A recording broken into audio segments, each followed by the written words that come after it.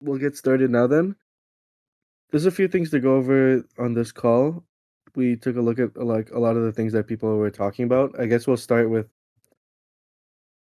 some of the governance stuff in the forum since the last call. I guess the Dinero inflation rewards. If you want to start on that, Funky.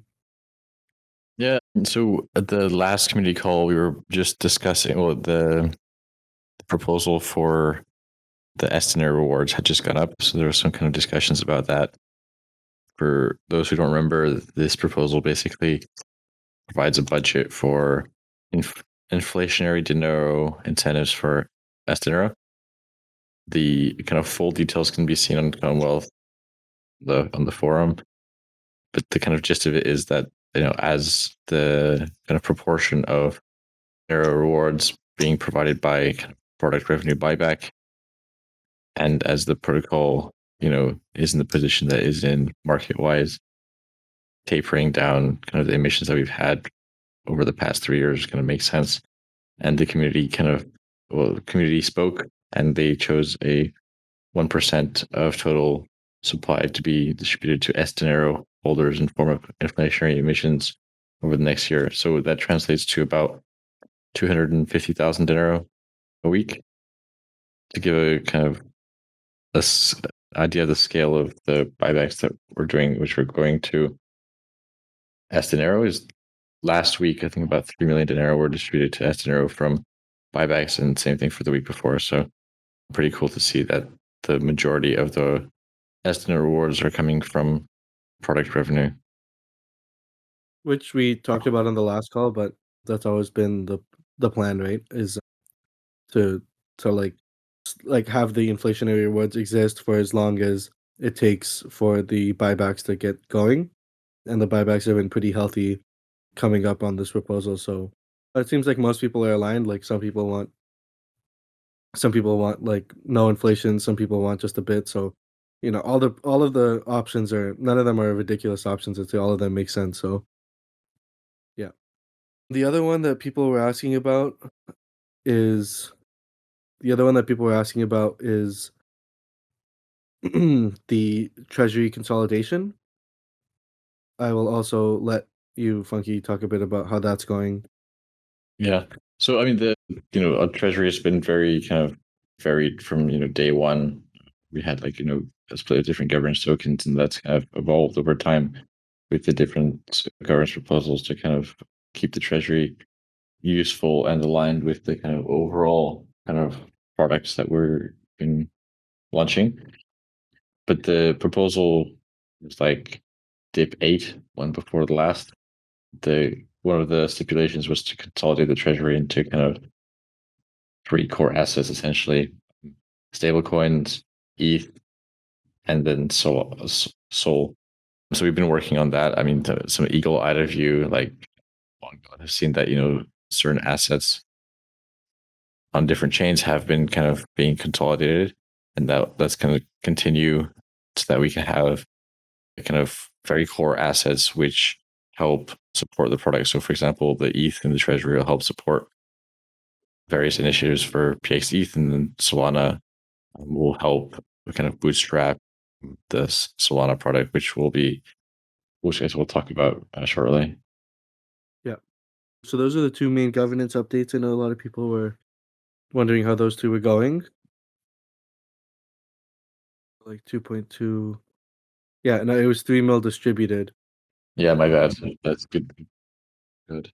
I think Bodga had Bodga had a question, I think, earlier in the week, which was like, we kind of explain the PX ETH incentives that we've been distributing and compare that to kind of the revenue that it's been generating as well.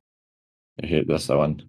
So to give an idea, so over the past month, maybe it hasn't exactly been a month since we started it, but the kind of run rate we're talking about so far is that we've had about 70,000 DAI in incentives.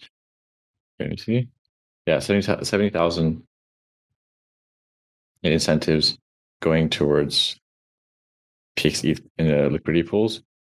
And to compare that with kind of the revenue that we've generated, is that in the kind of same period, we generated about 20 ETH. of, of revenue from PXE. There is like a bit of variability in the revenue depending on kind of the ebbs and flows, but that's just give you some rough numbers. Yep. Okay, so how much the treasury has grown in the same period? Do you see the town hall chat? The question Yeah. is, how How much has is the in ETH? treasury has I mean, grown? there's a. I mean, the revenue is about 20 ETH over the cent over the. I'm not following here. Share whatever. Well, I guess I'll leave you to do the math. We'll come back to that, Bongod.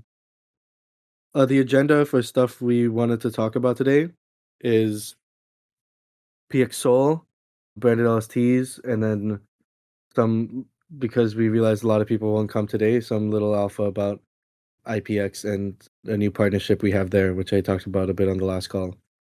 So let's start with PX Soul. So basically, we have just about everything ready now. There's the launch communications with the partners is done. The user and technical docs, the first draft is done. Landing page is done, as you guys saw on the last one, and some new like marketing strategies that we have planned for it with like KOLs and whatever is also all done.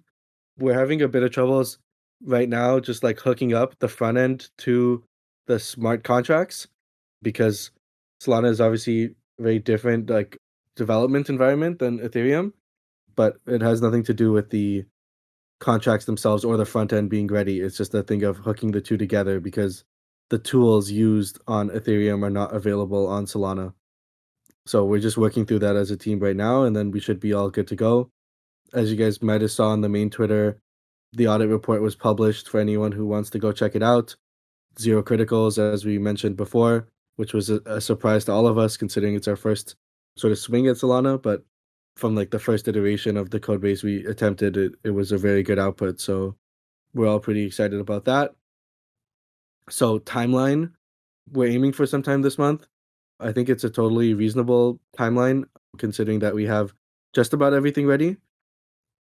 If there's seems to be more complications on the front end side, then obviously we'll let everyone know, but they're not like big blocker issues. They're just like making sure the accounting is right and a few other little things. So that's the PX Soul update. Then on the branded LSTs, I'll let Derek I'll let you start on that, and I'll jump in with the other stuff. Cool. Yeah, I would say the main update, at least like UI UX wise, is that we added a markets tab. So now like you can pretty much go to any UI and find like what integrations are available. And then like on the BD front for branded LCs, yeah, I mean the vision is pretty much still the same. Still working on like the main ones that have grown so far, which is like abstract, super ETH, which will get unlocked once they get a lot of their big catalysts out. Bear ETH, still trying to grow there. Say is actually one that, yeah, they've been booming lately. So we're brainstorming with them on like what more we can do there. Plume, we have all the integrations ready. But yeah, like the TVL has kind of like slowed down there, at least the growth. And then Flare, yeah, we're still getting like incentivized pretty heavily. Yeah, I don't think there's much to add for Flare. I think like they're still helping us out, getting like some larger deposits in. And yeah, I'm not sure if I missed anything. No, I think that covers it. Yeah, like with the branded LSTs, right? On the markets details page, I know some people saw that there's a few things missing. So if you guys like can point those out to us, that'd be helpful just because there's a bunch of pages to maintain internally. So would appreciate any Q&A from you guys on that front. Then the last thing I wanted to talk about was IPX ETH, right? So we spent a lot of time reflecting on like what we could do to help our partners bring in more capital. And as everyone on this call I guess is aware, like, it's definitely been like an uphill battle dealing with these guys and making sure, we're getting what we want of it out as we're getting what we want out of it as partners, and they're also getting what they want out of it as partners. And one thing that came up that was like a very easy fix for us, which I'll talk about now, is restaking, right? So with the conversations they've been having with like potential LPs, they're saying, like I think like restaking would go really far in some of these conversations because it's like a yield source that a lot of these guys are familiar, and if they can opt into it, that would be good. So we said, okay, we have this like beast of a product that needs more adoption, and it's a narrative that like a lot of people are chasing right now, the institutional narrative that we have like a strategic head start in or advantage in compared to the rest of the market. So we chatted with Eigenlayer, and where we came up with a partnership where we'll essentially be Eigenlayer's exclusive gateway into institutional restaking. That's even, in the midst of like this ETF and all these other things that are coming with staking, will be like the exclusive path into that restaking yield with Eigenlayer. This is this is obviously like confidential, so if you guys cannot talk about it, that would be great. But I thought we would share it here. We're basically just now like waiting for the green light from their marketing team. They're in the midst of like a bit of a rebrand, but the details of it is basically that all PXE, the APXE, the IPXE in the system, all the branded LSTs will be getting restaked through Eigen. Whenever Eigen has a client that needs more compliance to enter their system, they're getting routed through the G1 integration with Galaxy and IPXE. So that's going to be really good. It'll We'll be changing the comms like on the website and everything from LST to LRT, and just like unlocking more yield. As you guys might have remember, we were having a lot of troubles getting on Eigen originally when it was restaking Mania, because the project just wasn't old enough or established enough to make a compelling offering compared to Lido or whatever. But this is like really good validation for us, because it's good validation for us as a project, because they could have easily gone with someone else, but because we're the only ones who have that institutional angle enabled. I know even some people saw like there's this thing with like LS ETH. I forget the name of it. Do you remember the name of it, Funky? This one that Galaxy partnered with? Oh, the Liquid Collective one? Liquid Collective, right? Yeah. Like the Liquid Collective thing, we talked with the Galaxy team about it. They're two different products. The Liquid Collective one is not the IPX ETH system at all. It's just another like LST.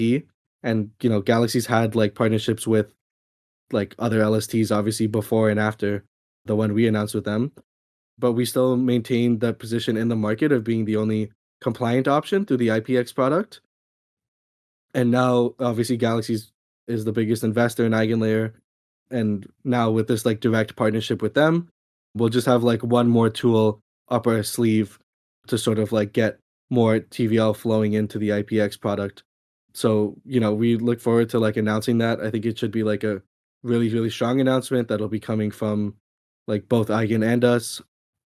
And yeah, obviously please keep that one close to your chest, but I thought I'd give you guys a little insight as to like what the BD team has been working on for issues around, TVL growth and IPX growth. But, TVL is bouncing back from like that big bear chain withdrawal. Yeah, it's been growing. There's been some nice deposits over the past few days and weeks, if you guys saw in the chat. And I think like now just opening up the distribution to even more places where if someone does want the restaking, we can enable that. It like lets us operate in a space where we're not only like industry standard, but have more than like what the rest of the market can offer. And yeah, any questions? When do you expect the Galaxy One platform to launch? I mean, obviously that's not it's that's like a Galaxy thing, not us. So I don't want to put dates out there. They told us Q4, so I can relay that information back that it's around Q4, and we're going to be available there day one is the plan. With Zigba. I don't know what Zigba is. Another hand integration, maybe? Yeah. One or two more people typing. Any dates to get Ultra ETH on base and Arrow? Do you want to talk a bit about the Ultra ETH stuff, Derek? So it is live on base, like Ultra, like you can get it on base.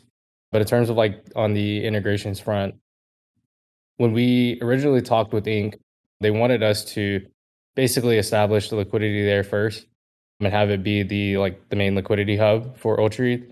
So that's pretty much why we were waiting to like grow on the other super chains. I'll just add that, like, so right now we have incentivized pools on Inc. and Optimism. The Optimism ones are, well, the Optimism pool is being incentivized using the Super ETH grants that we got last year, and we just got the grant come through for, well, the full, we got the grant awarded like I think a few weeks ago. We've just finished the KYB for that grant on Inc. So we'll be incentivizing in addition to the V NFT on Inc. as well.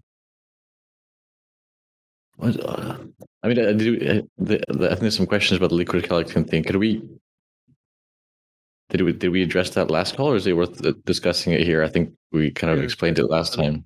a little bit more. I just touched about it now, but Yeah, I mean, I think if you look at the Liquid Collective announcement, it's kind of very you have to kind of read through the lines there about the kind of depths of the partnership they have there. I know there was a lot of discussion in Discord, but the partnership amounts to essentially, I think, two main things actually. One is Galaxy as a Ethereum, infrastructure provider will be running Liquid Collective nodes, and then the second thing is that they'll help provide OTC, etc., whatever.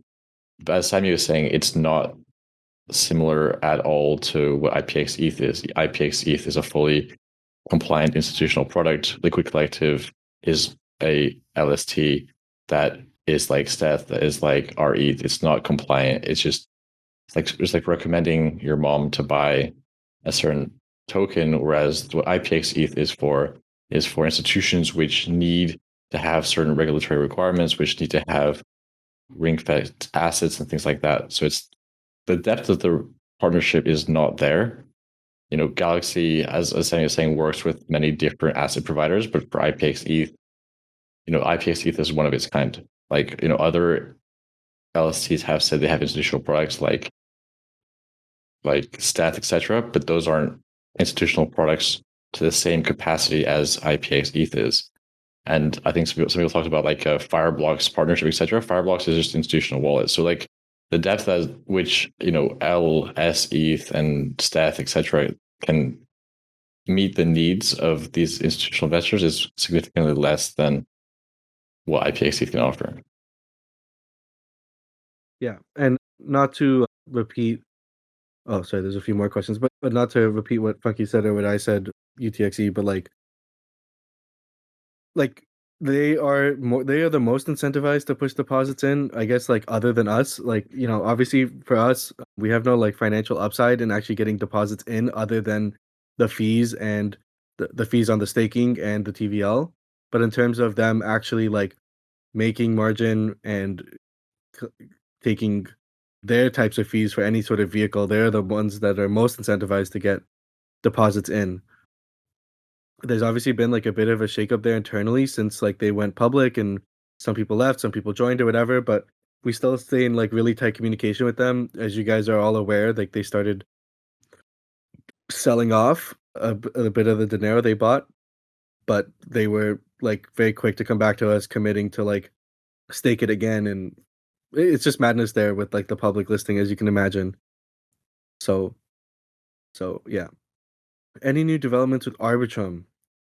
Robinhood partnership with Arbitrum should increase. So when we were at who couldn't understand the name? I was referring to Galaxy there, Bond God. Arbitrum, yeah. So Orbith, right? We have another sync up with them in next week to just understand like where that project is as a whole, what they want to do for it, what we want to do for it, etc., including some of the other bigger orbit chains themselves, like ApeETH and some of these others. Sorry, not ApeETH. We're not doing ApeETH anymore, but Ape Chain and some of these other ones. Look, I think the thing we're gonna tell them, which I don't mind saying to all of you guys, is like, look, if we can't get Orb ETH in front of Robinhood, for example, which is going to be like Robinhood's new L2 that's like powered by Arbitrum or whatever, then we're going to engage with, well, we already started to engage with like Robinhood directly to see what we can do with them, because that's just like too big of an opportunity to miss. And Orb ETH is the type of thing that's supposed to enable these things. And if maybe Robinhood needs a bit more of a compliant version or a bit differently built or whatever, or they're not as like Arbitrum as aligned as we assumed, then we should definitely be working with them independently. And we met the team in New York, the Robinhood team in New York, a week ago or whatever, and they were giving us sort of the rundown on what their plan is. And they were aware of Orb ETH when they were doing their product design and all of that sort of stuff. But they said again, it's worthwhile. It's still early days for them, like they just announced something, they don't have anything ready. But like they said, it's worthwhile for us to engage with them and figure out if there's anything we can do together. So we are having that conversation like independent of how Arbitrum decides to proceed with Orb ETH.